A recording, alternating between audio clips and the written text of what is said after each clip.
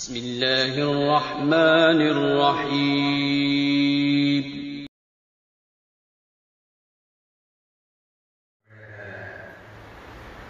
முஸ்லிம்களின் வரலாற்றில் மிகச் சிறப்பு வாய்ந்த தலைமைகளை இந்த சமூகத்திற்கு தந்திருக்கிற உடன்குடி மண்ணிலே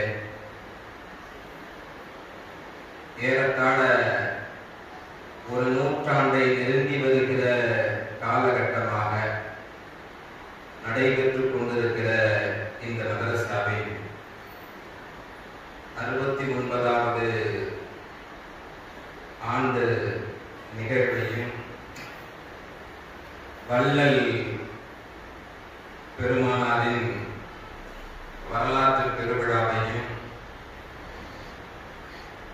மிக எளிமையோடும்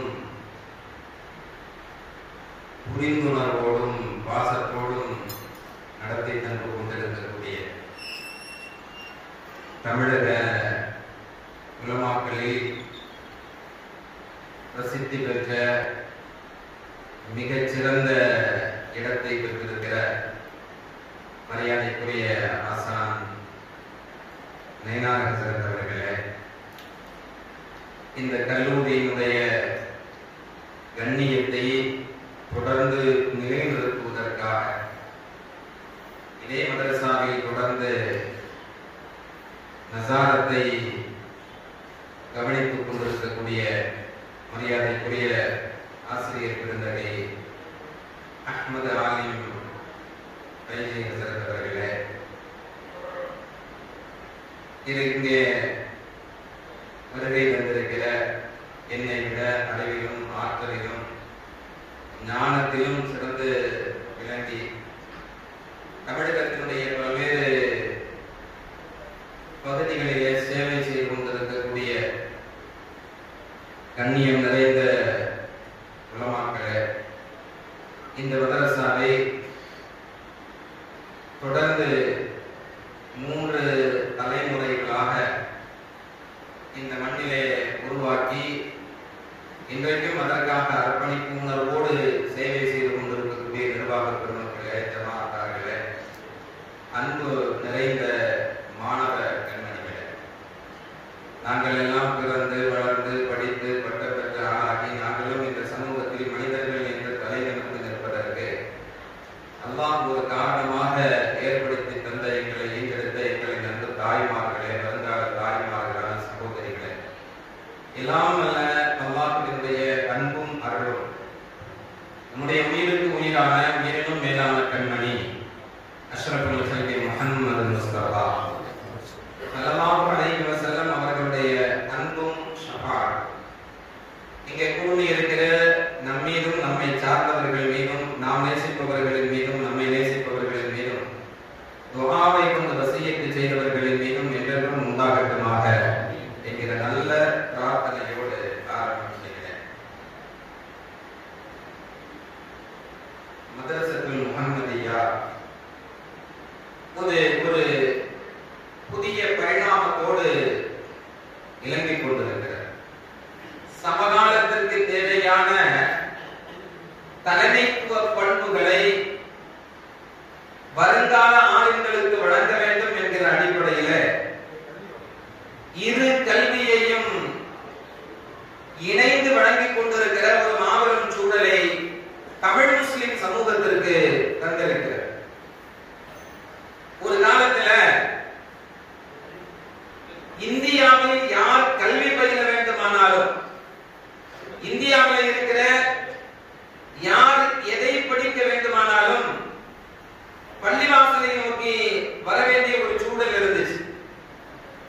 இன்றைக்கு இந்தியா முழுவதும் 25,000க்கும் மேற்பட்ட தனியார் பள்ளிக்கூடங்கள் உட்பட மிஷனரி ஸ்கூல்களை வைத்திருக்கிற ராமகிருஷ்ண பரமஹன்சர், ராஜாராம் மோகன் ராய் போன்றவர்கள் பள்ளிவாசலிலே வந்து கல்வி பயின்றவர்கள்.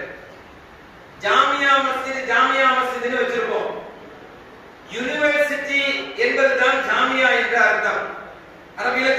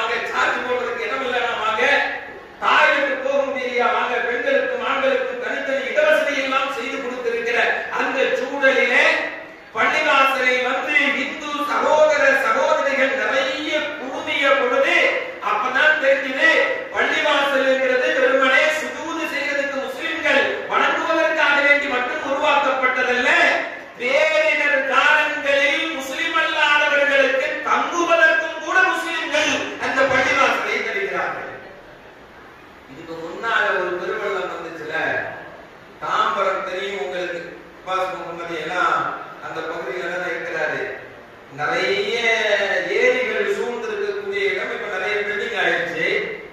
அப்ப நிறைய தண்ணியில தத்தளித்துக் கொண்டு நிறைய பேர் வெள்ளிக்கிழமை தொழுகிறதுக்காக வேண்டி தாம்பரம் பள்ளிவாசலுக்கு வர்றாங்க. வந்து பார்த்தா தாம்பரம் பள்ளிவாசல்ல முழுக்க முழுக்க சகோதர சமுதாயத்தினர்கள் உள்ள உட்கார்ந்து இருக்கிறாங்க. அவங்களுடைய வீடெல்லாம் தண்ணி.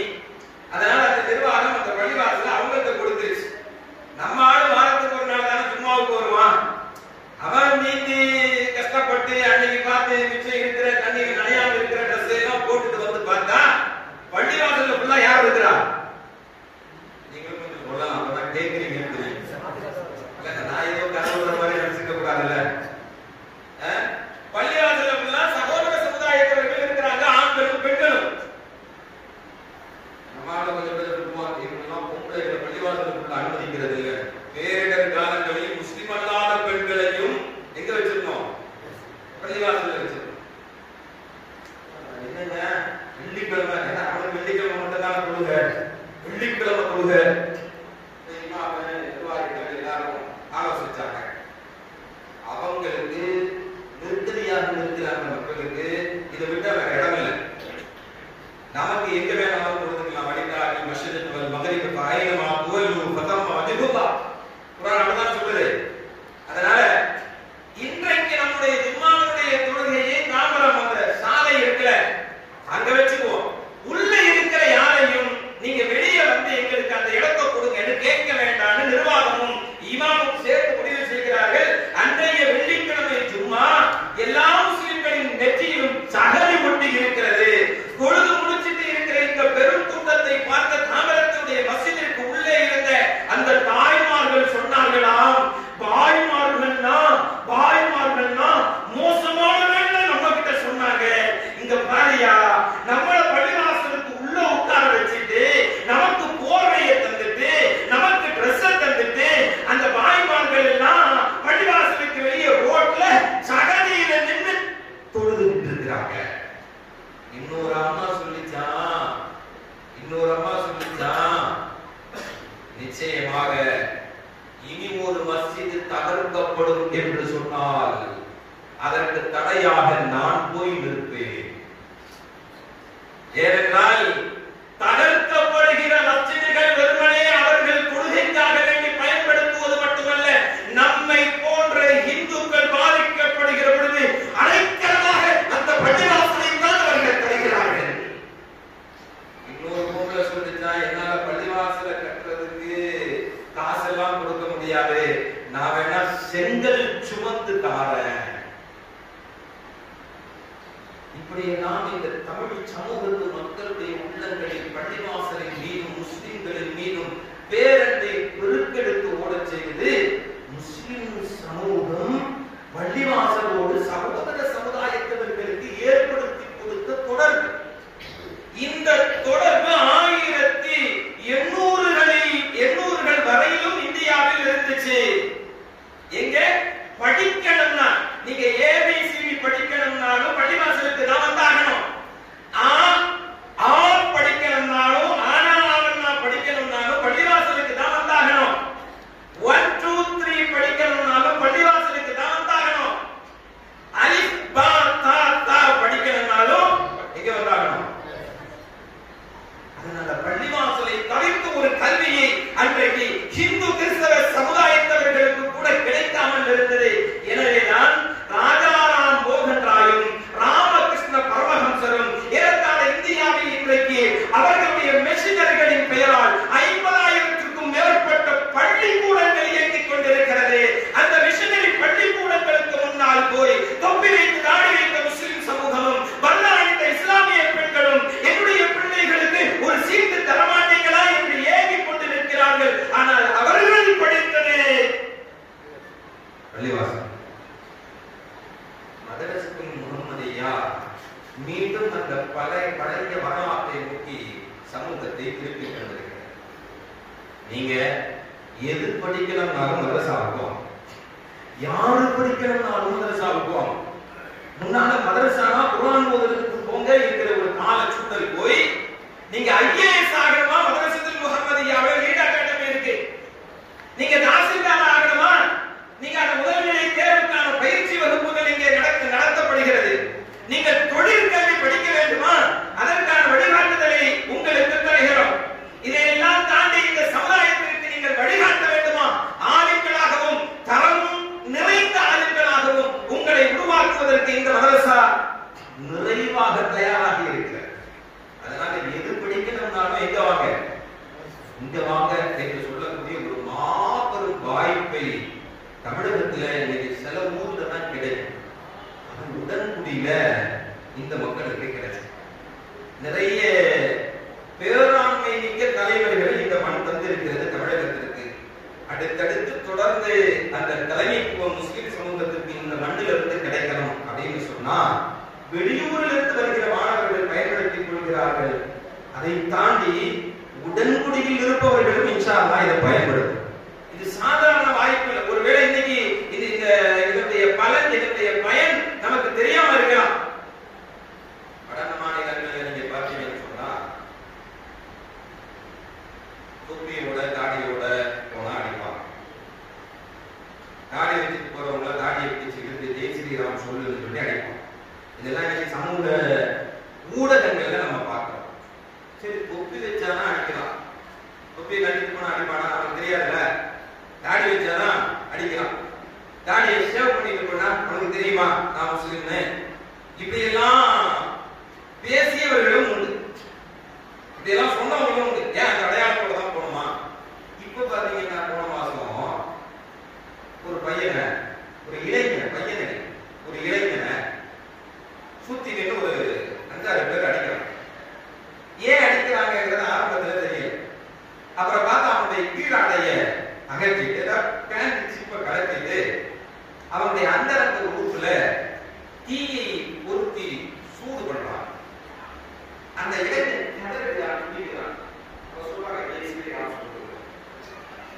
ஏன்னா சுண்ணத்தை பண்ணிருக்காரு.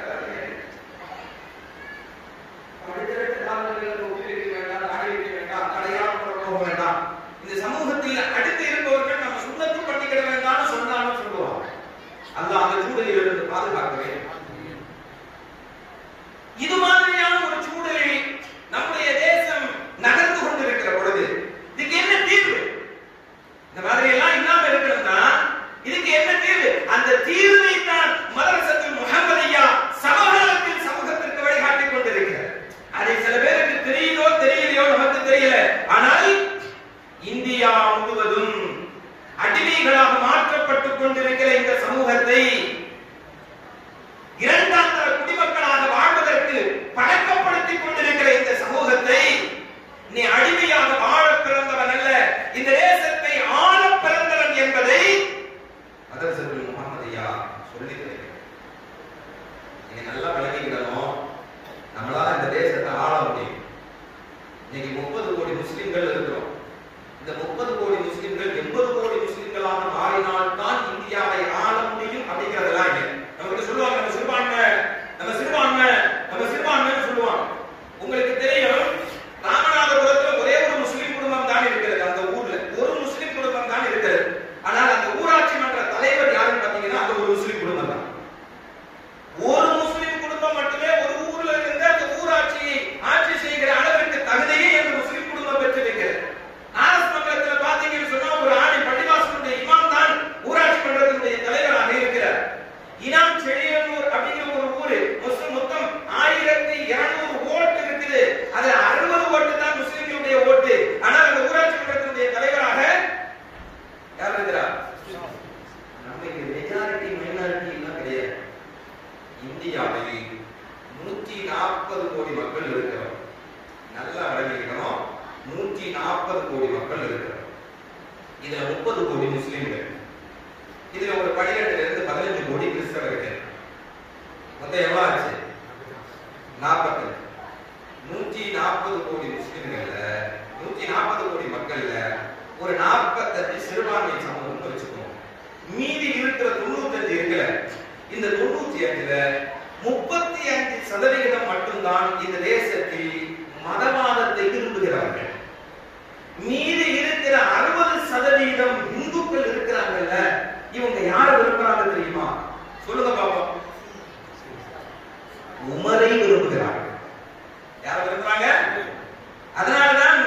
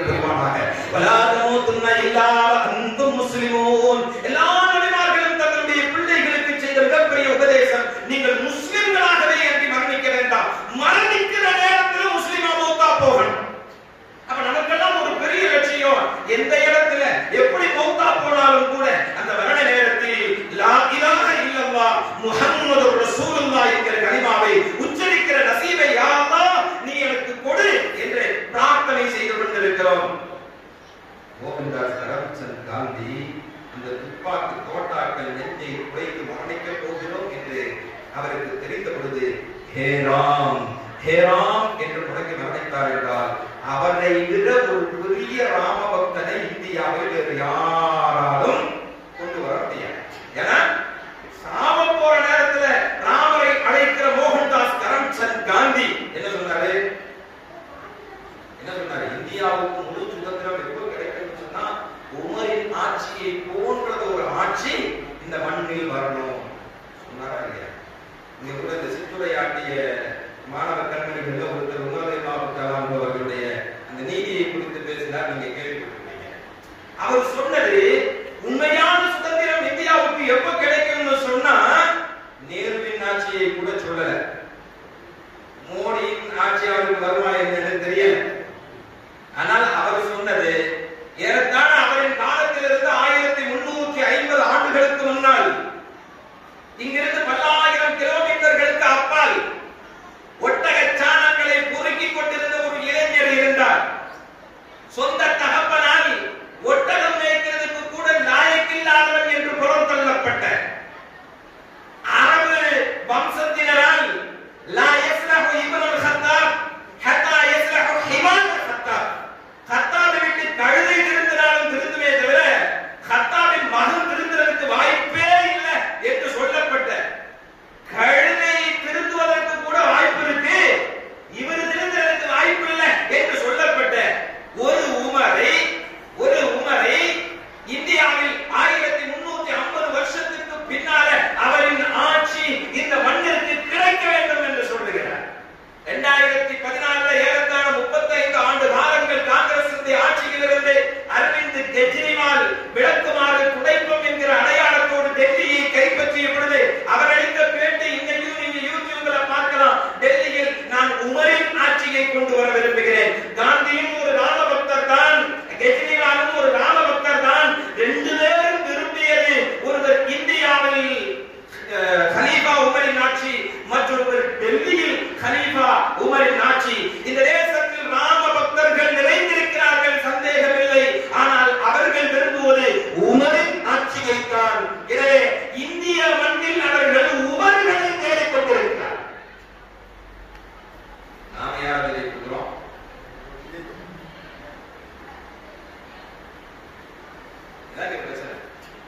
அவர்களுடைய மனசுல உமர் வர மாட்டாரா அப்படின்னு ஏக்கம் இருக்குது. நம்ம மனசுல ராகுல் வர மாட்டாரா அப்படிங்கிற ஏக்கம் இருக்கு.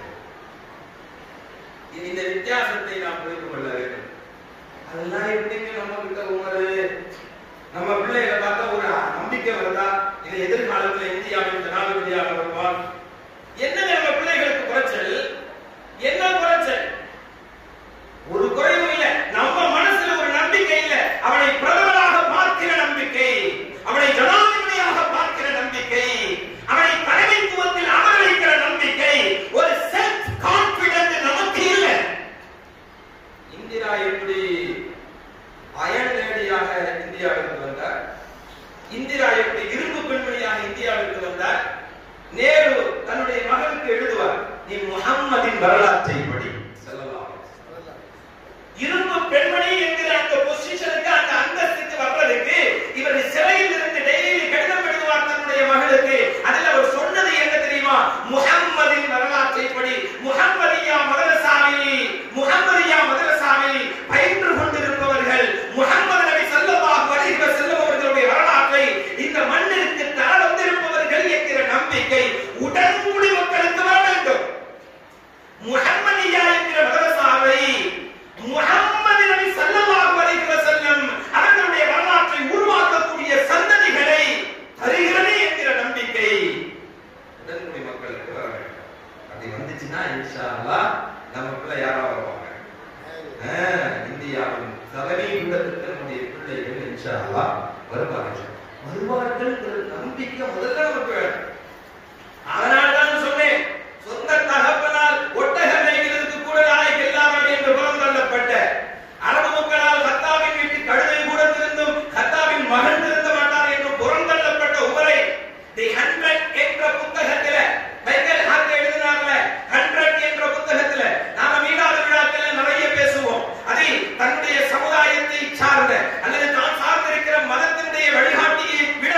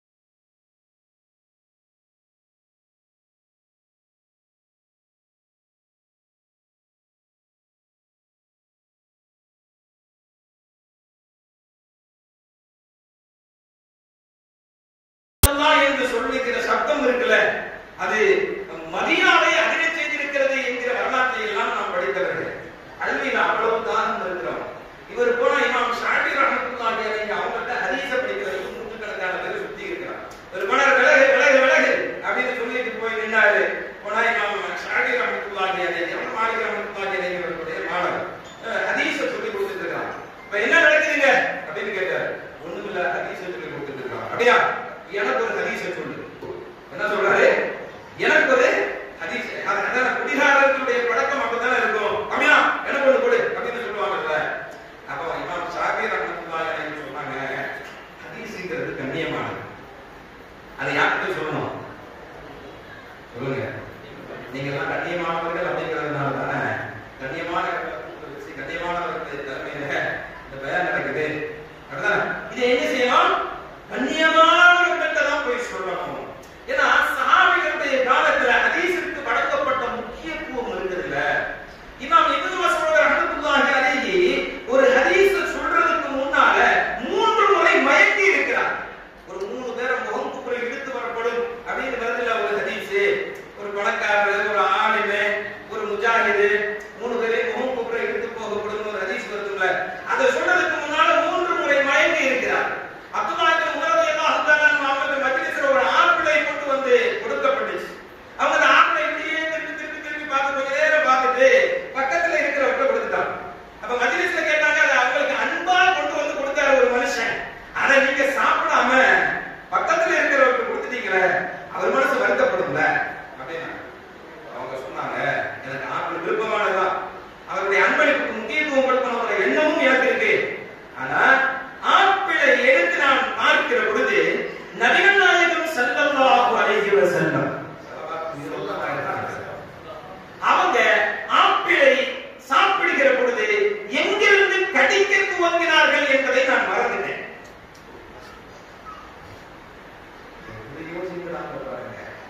ஒருவேளை நான் ஆப்பிளை கடிக்கிற பொழுது ரசூல் வேறு மாதிரியாக கடித்திருந்து அதற்கு முரணாக நான் ஆப்பிளை சாப்பிடுவதாக இருந்தால் ரசூல் சாப்பிட்டதற்கு முரணாக என்னுடைய உணவு உண்ணும் முறை மாறிவிடுமோ என்று நான் அச்சப்பட்டு அந்த ஆப்பிளை கொடுத்துட்டேன்னு சொன்னார்.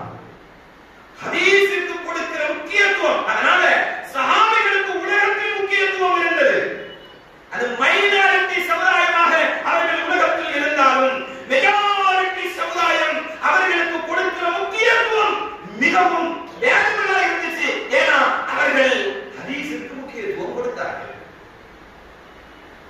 அப்ப இமாம் ஷாஃபி சொன்னாங்க, எப்பா ஹதீஸ சொல்லிட்டு இருக்கிறேன், நீ போதையில வந்து தண்ணியை போட்டு வந்து ஹதீஸை கேட்டா நான் எப்படி சொல்றது? அவர் உடனே இடுப்புல இருக்கிற கத்தியை எடுத்துட்டு இமாம் ஷாஃபி ரஹ்மத்துல்லாஹி அலைஹி அவர்களுடைய கழுத்துல வச்சுட்டு, சொல்லி தருவீங்களா இல்ல ஓடலாம்? குடிகாரங்க தானே, என்ன செய்வாங்கன்னு தெரியாது. ஹதீஸை கேட்கிற முறையை பாருங்க. சில ஊர்ல கூட ஆலிம்சாவை அடிச்சுட்டுலாம் சந்தேகம் கேட்கிறாங்க. சந்தேகம் கேட்கறது தனியா கூட்டிட்டு போய் அடிச்சுலாம் சந்தேகம் கேட்கிறாங்க. பாளையங்கோட்டையில கூட நம்முடைய நடத்திருக்க ஒரு சூழ்நிலை நடந்துச்சு. இன்னைக்கும் அந்த மாதிரியான ஆட்கள் இருக்கிறாங்க போல தெரியுது. அப்போ இவர் இமாம் ஷாஃபி ரஹ்மத்துல்லாஹி அலைஹி கழுத்துல கையை கத்தியை வச்சுட்டு கேட்டோம்னு சொன்னாங்க. ஒரு ஹதீஸ் சொன்னாங்க, இதா லம் தஸ்தஹி ஃபஃஅல் மா ஷி.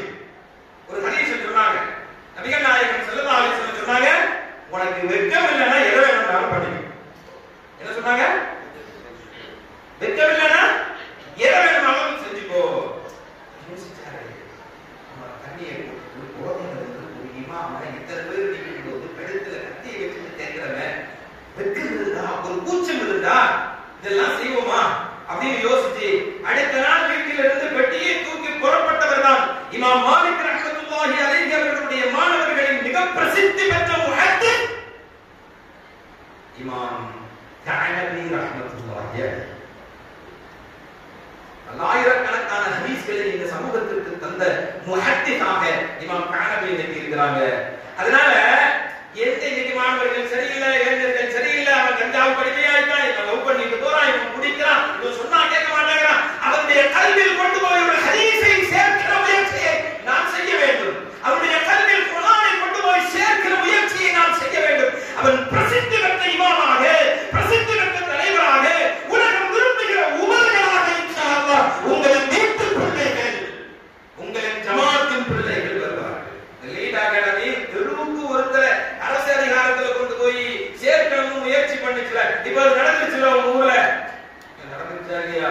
தெருவுக்கு ஒருத்தர். இப்ப என்ன டார்கெட்? வீட்டுக்கு ஒருத்தர்.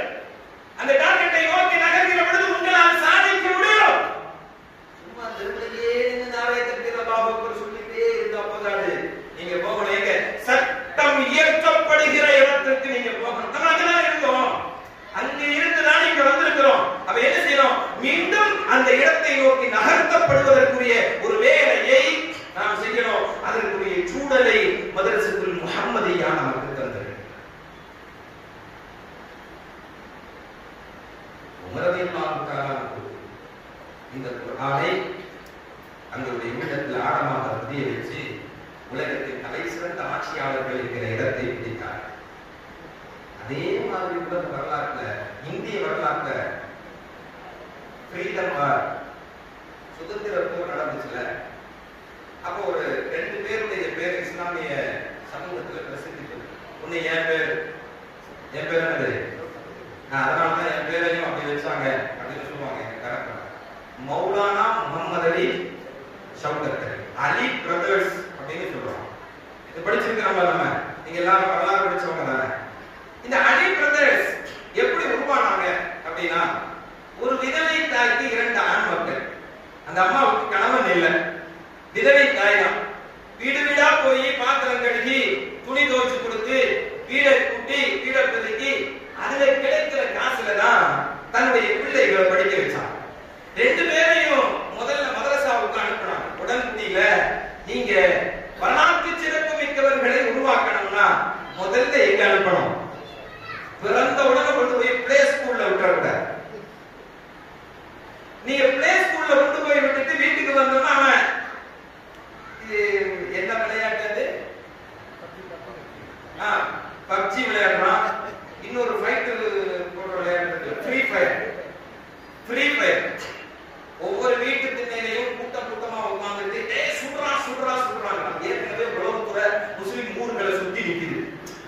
அவன் என்ன இவன் சுடுறாங்கிறது சொல்லணும்ன்றது நாம எதிர்பார்த்துட்டே இருக்கிறான். இவன் வீட்டுக்கு முன்னால உட்கார்ந்து இவ்வளவு விடாத எங்க சுடு அங்கிருந்து சுடு ஏதோ போயிடுச்சு. எல்லாம் இந்த சமூகத்துக்கு கொடுத்துட்டு இருக்காங்க. அவங்க பார்த்தா செல்போன்ல ஃப்ரீ ஃபயர் பப்ஜி விளையாடிட்டு இருக்கான். சின்ன பசங்க எல்லாம் கிறுக்கு பிடிச்சு போய் அடையலாம். அறிவார்ந்த ஒரு சமுதாயத்தை உருவாக்குவதற்கு பகரமாக ஒரு முட்டாள் சமுதாயத்தை காசை கொடுத்து, மாசத்துக்கு டெய்லி 2 GB மாசத்துக்கு எவ்வளவு ஆச்சு? காசை செலவு பண்ணி அல்லாஹ் அறிவா தந்திருக்கிறான் பாருங்க பிள்ளை. நம்ம பிள்ளைங்க எல்லாம் அறிவாளிகள், அல்ஹம்துலில்லாஹ் மிகச்சிறந்த அறிவுஜீவிகள்.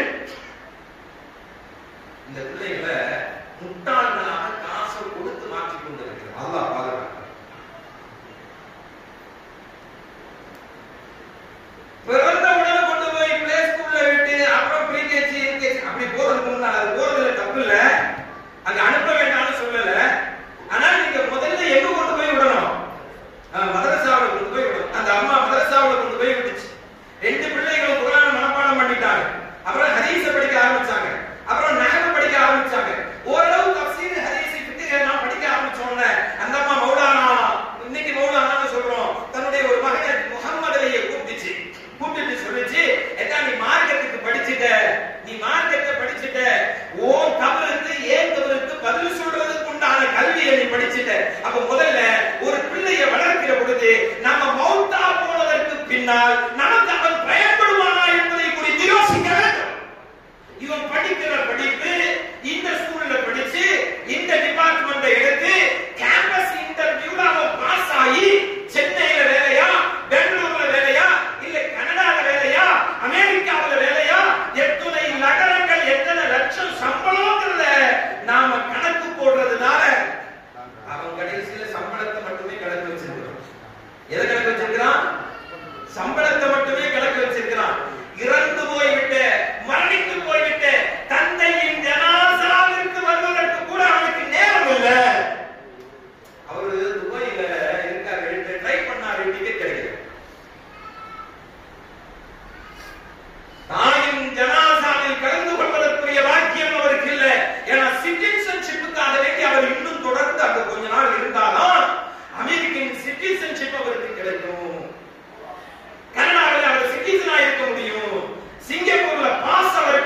முடியுமோ அவருக்கு தேவையெல்லாம் லட்சங்கள் கிடைக்கிற சிட்டிசன்ஷிப். தாயின் கபரை தெரியாத பிள்ளைகள் நிறைய பேர்கள் உண்டு. தந்தையின் மண்டலை தெரியாத பிள்ளைகள் நிறைய பேர்கள் உண்டு. நாம் வளர்க்கிற நம்முடைய பிள்ளைகள் நம்முடைய கபரை குறித்து சிந்திப்பதற்கு அவர்களுக்கு நேரம் இல்லை. அவர் எப்படி நமக்காக வேண்டி துஆ செய்வது? எனவேதான் சொல்கிறோம், ஒரு 50-60 வருஷம் வாழ போறவே இந்த வாழ்க்கைக்காக வேண்டி அவளை தயார்படுத்துற நாம இப்ப 50 வருஷத்துக்கு பின்னால கபருல போய் படுத்ததுக்கு பின்னால அந்த கபரிலே நமக்காக வேண்டி துஆவை கொண்டு வந்து சேர்க்கக்கூடிய பிள்ளைகளாக முதல்ல நம்முடைய பிள்ளைகளை இன்ஷா அல்லாஹ் வளர்க்கணும். அதுக்கு அவங்களுக்கு எதை சொல்லி கொடுக்கணும்? நமக்காக வேண்டி துஆ செய்கிற ஒரு பக்குவமாவது அவனுக்கு வேணும்ல. மன்றப்புக்கு அப்படின்னு நம்மள்ட்ட கேட்கிற நேரத்துல அந்த பிள்ளை கபருக்கு மேலே நின்று துஆ செய்ய வேண்டும். யா அல்லாஹ், எனக்கு அல்லாஹ்னு சொல்லி தந்ததே எங்க அம்மா தான், எனக்கு அல்லாஹ்னு சொல்லி தந்ததே எங்க பாப்பா தான். அதனால எங்க பாப்பாட்ட மன்றப்புக்கே கேட்கிற நேரத்துல அல்லாஹு ரப்பி அப்படின்னு சொல்ற பாக்கியத்துக்குரிய யா அல்லாஹ், அல்லாஹும்ம தப்பித்தில் கௌலவில் கௌலில் தாபித். யா அல்லாஹ், எங்க தகப்பனாருக்கு என் தாயாருக்கு அல்லாஹ்னு சொல்ற அந்த உறுதிமிக்க வார்த்தையை சொல்ற பாக்கியத்தை கொடு என்று துஆ செய்கிற பிள்ளைகளாக நம்முடைய பிள்ளைகள். அந்த அம்மா சொல்லிச்சு, போதும்டா என் கபருக்கு துஆ செய்யறதுக்கு, உன் கபருக்கு பதில் சொல்றதுக்கு நீ படிச்சிட்ட, அடுத்து நீ என்ன செய்யணும்? நாட்டுக்காக படிக்கணும். அடுத்து நம்முடைய பிள்ளைகளுக்கு தேசத்திற்காக நீ படிக்க வேண்டும் என்கிற உணர்வையும் கொடுக்கணும். நீ சம்பாதிக்கிறதுக்கு படிக்கணும்னா அவன் சம்பாதிக்கிறதுக்கு மட்டும்தான் படிக்கணும். அவன் சம்பாதிக்கிறதுக்காக வேண்டி தாயை இழப்பான், தந்தையை இழப்பான், பிள்ளைகளை இழப்பான், மனைவியை இழப்பான், உறவுகளை இழப்பான், ஜமாத்தை இழப்பான். ஏன்னா அவனுடைய மைண்ட்ல நீங்க காசு காசு காசு விளைச்சதுக்கு அப்புறம் அவனுக்கு என்ன உறவு தெரியும், அவனுக்கு என்ன பந்தம் தெரியும், அவனுக்கு என்ன ஊர் தெரியும், அவனுக்கு என்ன மகத்தா தெரியும். அப்புறம் சொல்லுவோம், காசு வந்த உடனே மாறிட்டான். அந்த காசு வந்த உடனே மாறணுங்கிறத அவனுடைய குழந்தை பருவத்தில் விதைத்தது யார்? இதுக்கப்புறம் சொல்றேன், பாருங்க, எல்லாம் காசு. கடந்த 50 வருஷத்துக்கு முன்னால அப்படிலாம் இல்லையே, இப்படி எல்லாம் ஒரு கலாச்சார சீர்கேடு இல்லையே. காசு வந்துட்டா எதை வேணும்னாலும் செய்யலாம் ஒரு சூழ்நிலைக்கு இந்த சமூகத்தை நகர்த்தி கொண்டு போனது யார்? அன்னைக்கு பணக்காரர்களின் மீது பொறாமை இல்லை, ஏழைகளை இழிவாக பார்க்கிற ஒரு சூழலும் இல்லை. இன்னைக்கு நம்ம அதை விதைச்சிட்டோம். அதனால காசுக்காக வேண்டியே படிக்கிற, காசுக்காக வேண்டி மட்டுமே வாழ்கிற, காசுக்காக வேண்டி மட்டுமே பயணிக்கிற ஒரு ஜெனரேஷன் உருவாக்கி போச்சு. நாடை குறித்த கவலை அவர்களுக்கு இல்லை. இந்த அம்மா சொல்லிச்சு, போதும்டா நீ நாட்டுக்காக படி. எங்க அனுப்பிச்சு தெரியுமா? லண்டனுக்கு அனுப்பிச்சு. ஹார்வர்ட் யூனிவர்சிட்டியில போய் பாரிஸ்டர் முடிச்சார். அந்த அம்மாவுக்கு கனவு இல்லை. விதோலேடி விதவை பெண்மணி வீடு வீடா போய் பாத்திரம் கழுகிதான் தன்னுடைய வாழ்க்கையை ஓட்டுகிறார்கள். போற நேரத்தில் சொல்லிச்சு, பழைய ஒரு சீல இருக்க கட்சிப்புன்னு சொல்லுவாங்கல்ல, கைக்குட்ட, அதுக்கு பகரமாக ஒரு பழைய சாரியை தும்ப கிழிச்சு கொடுத்துட்டு சொல்லிச்சு, ஏட்டா லண்டன்ல கடுமையான குளிரா இருக்குமா, இந்த குளிரை தாங்காம நீ ஊருக்கு ஓடி வந்துற. மதுரசாலுக்கு ஓடி போறதுக்கு ஒரு கலாச்சாரம் இருக்குங்கள, இங்க இருந்து ஓடி எந்த மதுரசாலுக்கு போறது கஷ்டமா தான் இருக்கும். படிக்கிறது, ஓதுறது, தங்குறது, அடி வாங்குறது கொஞ்சம் சிரமமா தான் இருக்கும். அப்படி சிரமத்துக்கு நீ ஓடி வந்துடாத. ஏன்னா உங்க நாட்டுக்காக வேண்டி படிக்க அனுப்புறதா, எதுக்கு அனுப்புறேன்? நாட்டுக்காக வேண்டி படிக்க அனுப்புறேன். அப்படி அவளுக்கு கஷ்டமா இருந்துச்சுன்னு சொன்னா, அம்மா வந்து இந்த சேலை துணி இருக்குல்ல, இதை எடுத்து கொஞ்சம் மூக்குக்கு அருகாமையில் வைத்துப்பார். உன்னுடைய தாயின் கஷ்ட காலங்களில் படித்த கண்ணீரின் மனத்தை அது சொல்லும். ஏழையாக தேவையாக இருந்து உன்னை படிக்க வைக்கிறதுக்கு நான் மட்டும் கஷ்டம் இருக்குது. இந்த சமூகத்தில் எனக்கு ஏற்பட்ட இழிவுகள், மோசமான பார்வைகள், இழிவான சொற்கள், காம பார்வைகள், குரூரமான செயல்பாடுகள், அதையெல்லாம் சகிச்சுக்கிட்டு அப்ப வர்ற கண்ணீரை எல்லாம் இந்த துணியில தான் தொடச்சேன். ஏன் தெரியுமா? உங்க 2 பேரையும் வளர்த்த ஆளாக்குறதுக்காக அந்த கண்ணீரின், அந்த கஷ்டத்தின் கண்ணீரின் மனத்தை இந்த கைக்குட்டை சொல்லும். அந்த கட்சி தான் லண்டனுக்கு கொடுத்தார்கள். இன்னைக்கு நம்ம நோட்டை மாற்றி டாலர்களாக கொடுத்து அனுப்புகிறோம், ரியால்களாக கொடுத்து அனுப்புகிறோம். அதனால தாய் படுற கஷ்டம், தந்தை படுற கஷ்டம் அந்த பிள்ளைகளுக்கு தெரியல. இப்படி சொல்லிக் கொடுப்பதற்கு நம்மிடத்தில் எதுவும் இல்லை. பிள்ளைகளை கஷ்டம் தெரியாம வளர்க்கணும்னு சொல்லி மோசமான சூழ்நிலைக்கு தள்ளி அவர் போறாரு. இந்த அம்மா சொல்லிச்சு, ஒரு மாதத்துக்கு என்னை தகர்த்துட்டு விட்டார். மதரசாவுக்கு அனுப்பல, பாரிஸ்டர் படிக்கிறதுக்கு அனுப்புது. சொல்லும் போது நசிகத்தை என்ன சொல்லுது? ஒரு நாளைக்கும் கடுமையான குளிர்னு சொல்லி தகர்த்து என்று விட்டுறாத. நம்ம பிள்ளைங்க கான்வென்ட்ல படிக்க அனுப்புனா சும்மா கூட சொல்ல மாட்டேன்றான். என்ன சின்ன பிள்ளை தானே, 10 வயசுக்கு அப்புறம் தானே சொல்லணும். சும்மா கூட குடும்பத்துல கேட்டா படிக்கணும். லண்டனுக்கு படிக்க அனுப்புகிற பொழுது தஹஜ்ஜுதை மிஸ் பண்ணிராதன்னு சொல்லி அந்த அம்மா அனுப்புது. அவருடைய ரூம்மேட் சொல்றாரு, நான் அனுதினமும் அதிகாலையில் எழுவதே முகமது அலியுடைய பிரார்த்தனையின் சப்தத்தை கேட்கிறார். முகமது அலி காலையில் தஹஜ்ஜுதுக்காக எந்திரிச்சு பிரார்த்தனை செய்வார். அழுது அந்த அவர் அழுகிற சப்தத்தை கேட்டுதான் நான் எழுந்திருப்பேன். அவரின் அழுகைதான் எனக்கு அதிகாலையின் அலாரம் என்று அவருடைய ரூம்மேட் எழுதுறார். சரி, படிச்சுட்டாரு, படிச்சு முடிச்சுட்டாரு, லண்டன்ல பிராக்டிஸ் பண்ணி இருக்கிறாரு. அல்லாமா இக்பால் இங்கிருந்து ஒரு கடிதத்தை எழுதுகிறார். இங்கே இந்தியாவில் குறு நதிகளும் குள்ள நதிகளும் கழுதைகளும் கத்திக் கொண்டிருக்கிறது. ஒரு சிங்கத்தின் கர்ஜனை இந்த தேசத்திற்கு வேண்டும் என்று கடிதம் எழுதுகிறார். அந்த கடிதத்தை பெற்றுக்கொண்டு நேராக மௌலானா முகமது அலி ஜௌஹர் இந்தியாவுக்கு வர்றாரு. நேர வீட்டுக்கு போகல, தாயை பார்க்க போகல. காந்தியடிகள் சொன்னார், பாரத தாயை நீங்கள் பார்க்க வேண்டுமா, அலி பிரதர்ஸின் தாயை பார்த்துக் கொள்ளுங்கள். பாரத் மாதா கி ஜெய் அப்படின்னு சொல்றாங்கல்ல, அந்த பாரத் மாதா என்று காந்தியடிகளால் முதலில் போற்றப்பட்டவர் யாரு? மௌலானா முகமது அலி ஷௌகத் அலியுடைய தாயார். அவர் நேரா வர்றாரு. அன்னைக்கு நேருவும் காந்தியும் சிறையில் இருக்கிறார்கள். ஆங்கில ஏகாதிபத்தியத்திற்கு எதிராக டெல்லியில பாரிஸ்டராக வந்து வாதிட்டு 2 பேரையும் மீட்டு விட்டு தான் அவர் வீட்டுக்கே வர்றாரு. அடுத்த ஒரு டிஸ்கஷன் நடக்குது, ரவுண்ட் டேபிள் கான்ஃபரன்ஸ் நடக்குது இங்கிலாந்துல. வட்டமேஜை மாநாடு நடக்குது. அந்த வட்டமேஜை மாநாட்டுக்கு யாரை அனுப்புறது என்று ஒரு டிஸ்கஷன். காந்தி சொன்னார், நம்ம கிட்ட கர்ஜிக்கிற ஒரு சிங்கம் இருக்கிற பொழுது என்ன ஆலோசனை வேண்டி கிடக்கிறது. மௌலானா இருக்கார்ல, மௌலானாவை அனுப்புவோம். நம்ம அஜரத்தை எதிர்த்து வச்சிருக்கிறோம் ஊர்ல. அதுக்கு என்ன அஜரத்து வரக்கூடாதுப்பா, நிர்வாகத்துக்கெல்லாம் அஜரத்து வரக்கூடாதுப்பா, நாட்டாமைக்கெல்லாம் அஜரத்து வரக்கூடாது அப்படின்னு நம்ம சொல்லுவோம். ஆனால் அன்னைக்கு காந்தியும் நேருவும் போன்ற தலைவர்கள் சூழ்ந்திருக்கிற அந்த இடத்தில் ரவுண்ட் டேபிள் டிஸ்கஷனுக்கு 70க்கும் மேற்பட்ட நாடுகளை காலடியாக வைத்திருக்கிற ஆங்கில ஏகாதிபத்தியத்தினுடைய அதிபர் மிஸ்டர் ஜார்ஜுக்கு முன்னால் பேசுவதற்கு இந்தியாவில் 30 கோடி மக்களில் யாரை அனுப்புவது என்று கேட்ட பொழுது மௌலானாவை அனுப்புவோம். உங்களுடைய பிள்ளைகள் முஹம்மதியாவில் படித்து உலகம் கல்வியை பெற்ற மௌலானாக்களாக இருந்தால் இந்தியாவின் அதிகாரத்திற்கு மட்டுமல்ல, இந்தியாவை உலகத்திற்கு கொண்டு போய் சேர்க்கிற அதிகாரத்திற்கும் மௌலானாக்கள் நியமிக்கப்படுவார்கள் இன்ஷா அல்லாஹ்.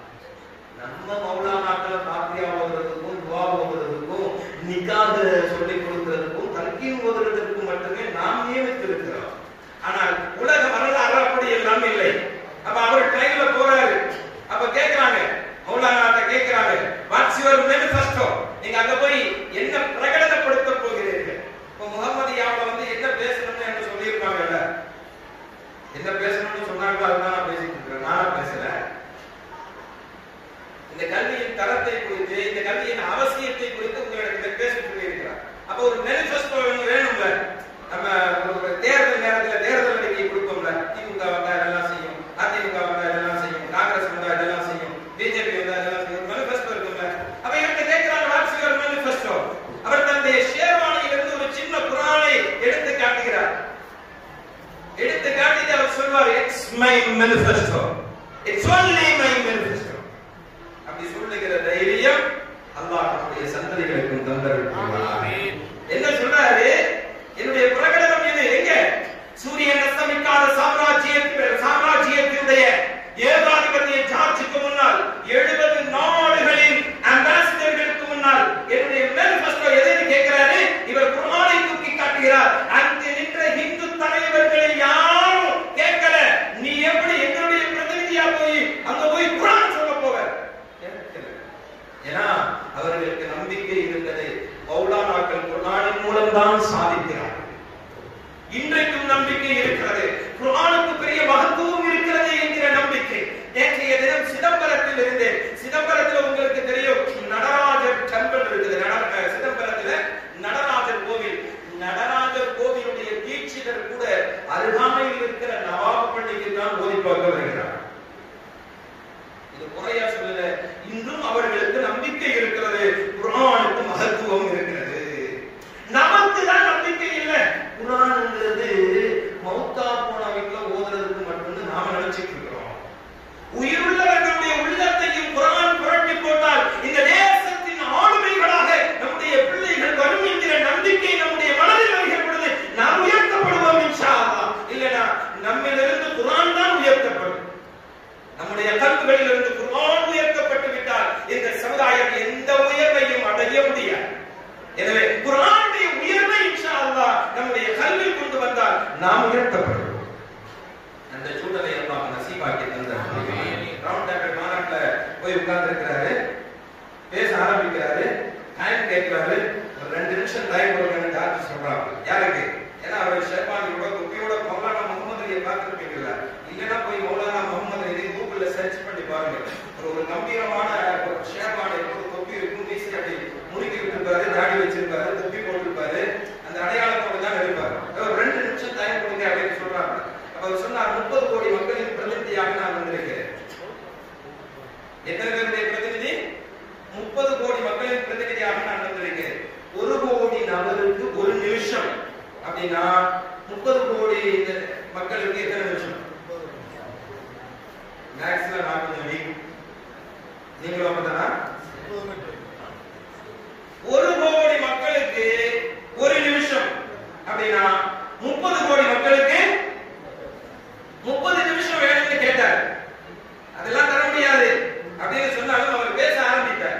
பேச ஆரம்பிக்கிற பொழுது இந்தியாவுடைய பாரம்பரியம், நாகரிகம், கலாச்சாரம் அதையெல்லாம் பற்றி பேச ஆரம்பிக்கிறார். ஏன்னா நம்ம முஹம்மதியா மதரசாவுடைய கலாச்சாரம், பண்பாடு யார் உருவாக்குனாங்கிறதெல்லாம் அலியஸ் சொன்னாங்கல்ல, நம்ம ஏதோ நேத்து உருவாக்குனது மாதிரி நினைச்சிட்டு இருக்காங்க.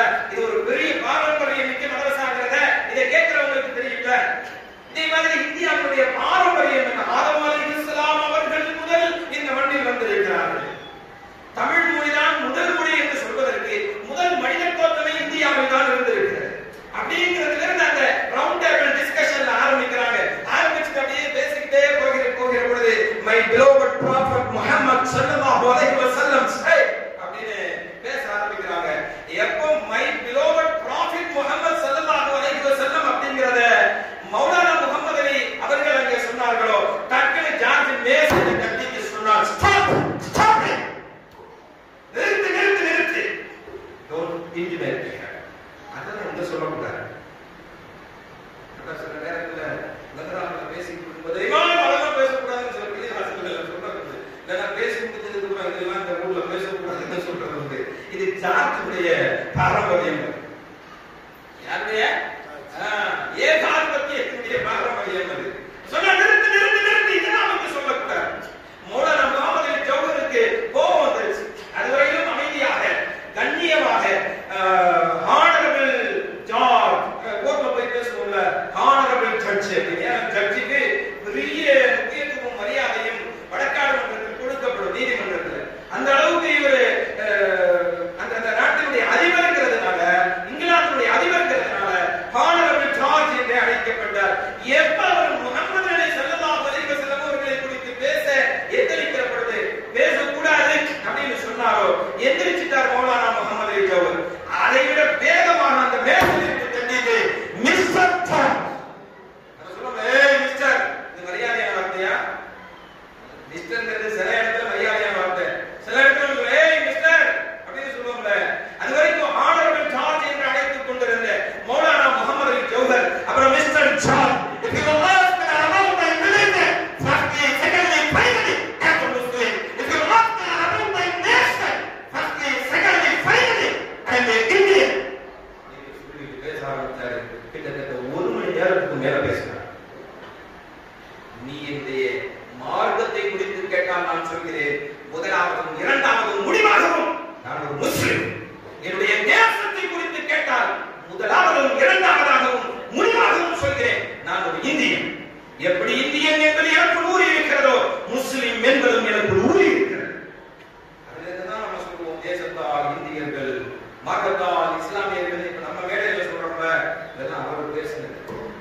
பேசி பேசி பேசி பேசி ரசூலுல்லாஹி ஸல்லல்லாஹு அலைஹி வஸல்லம் அவர்கள் மனிதனை அடிமைப்படுத்துவதை குறித்து எச்சரித்த ஹதீஸை சொல்லி குர்ஆனை ஓதினார். அதை முடிச்சாரு. அல்ஹம்துலில்லாஹ். முடிக்கிற பொழுது ரத்தம் கக்கி கக்கி கக்கி மயங்கி போனார். இந்த இந்தியாவுக்காக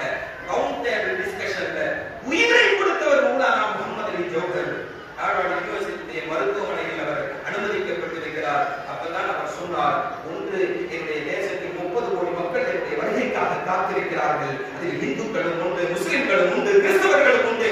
ஒன்று சுதந்திரத்தை கொடு, இல்லை என்றால் என்னுடைய ஜனாசாவை அடக்கம் செய்வதற்கு சுதந்திர நாட்டு ஒரு 6 அடி நிலத்தை சொன்னாரு. அடிமை தேசத்திலும் பணம் கூட புதைக்கப்படக்கூடாது. எப்படி அடிமை தேசத்துல நான் வாழ்றதில்லை, என் ஜனாசா கூட அந்த இடத்துக்கு போகாது. இப்படி சொல்லுகிற தைரியம், தில்லும், ஈமானிய பலமும் குர்ஆனை படித்த வக்கீல்களுக்கு இருக்கு, குர்ஆனை படித்த ஐஏஎஸ் இருக்கு, குர்ஆனை படித்த மருத்துவர்களுக்கு இருக்கு, குர்ஆனை படித்த முதல்வர்களுக்கு இருக்கு, குர்ஆனை படித்த கவர்னர்களுக்கு இருக்கு, குர்ஆனை படித்த பிரதமர்களுக்கு இருக்கு. இன்ஷா அல்லாஹ் அப்படிப்பட்ட தலைமையை நாம நம்முடைய மனிதர்களுக்கு உருவாக்க வேண்டும். மதரசத்துல் முஹம்மதியா அது நோக்கி தான் நடத்தப்படுகிறது. ஏன் இப்படி பேசுகிற தைரியம் அவருக்கு கிடைச்சதுன்னா, கடைசியாக மருத்துவமனையில் அவருடைய நண்பர்களிடத்தில் சொல்லுவார், நான் மயங்கி போகிற பொழுது எனக்கு முன்னால் என்னுடைய கண்மணி நாயகம் ஸல்லல்லாஹு அலைஹி வஸல்லம் அவர்கள் வருகிறார். எந்த அளவுக்கு தேசத்திற்காக வேண்டி குரல் கொடுப்பதற்கு காரணம் என்ன தெரியுமா? அவருடைய கல்வி கண்மணி நாயகம் அஷ்ரஃபுல் கல்வி முஹம்மது முஸ்தபா ஸல்லல்லாஹு அலைஹி வஸல்லம் அவர்கள் கிடைத்திருந்தார்கள். அப்படியே மரணித்து போனார் இந்த வரலாற்றில் இருக்கிறார். அதனால நாம இந்த தேசத்துல சிஏஏ, என்ஆர்சி, என்பிஆர் மூலம் அடிமைகளாக மாற்றப்பட்டு விடுவோமோ அப்படிங்கிற ஒரு பயமும், இல்லது அடிமையாகவாவது வாழ்ந்துட்டு போறோம் அப்படிங்கிற ஒரு சூழ்நிலையை நோக்கி இந்த சமூகத்தை நகர்த்தப்படுவது, இதிலெல்லாம் இந்த உம்மத்தை பாதுகாக்கப்படுவதற்கு இந்த மண்ணில நான் அடிமையா வாழ்வது இல்லை, இந்த மண்ணில அடிமைப்படுத்தப்படும் என்று சொன்னால் இந்த மண் என்னுடைய ஜனாசா கூட இந்த மண்ணில் இருக்காது என்கிற அளவிற்கு ஈமானிய வளத்தை தருகிற குர்ஆனிய கல்வியையும் உலக கல்வியையும் இணைந்து இந்த மதரசா தந்து கொண்டிருக்கிறது. இதுவரைக்கும் 25 பேர் அரசு அதிகாரத்திற்கு சென்றிருக்கிறார்கள் இந்த மதரசாவின் மூலம். அடுத்து ஒரு 17 பேர் போவதற்கு தயாராகி கொண்டிருக்கிறார்கள். இன்ஷா அல்லாஹ் இந்த கல்வி கலாசாலையை பயன்படுத்திக் கொண்டு, உடன்குடி மக்கள் குறிப்பாக அதிகமாக பயன்படுத்திக் கொண்டு இந்த தேசத்தினுடைய தலைவர்களை இந்த மதரசாவின் மூலம் உருவாக்க வேண்டும் என்ற அன்போடு கேட்டுக்கொண்டு வாய்ப்பளித்தமைக்கு நன்றி கூறி விடைபெறுகிறேன். அல்ஹம்துலில்லாஹி ரப்பில் ஆலமீன். அஸ்ஸலாமு அலைக்கும் வரஹ்மத்துல்லாஹி வபரகாத்துஹு.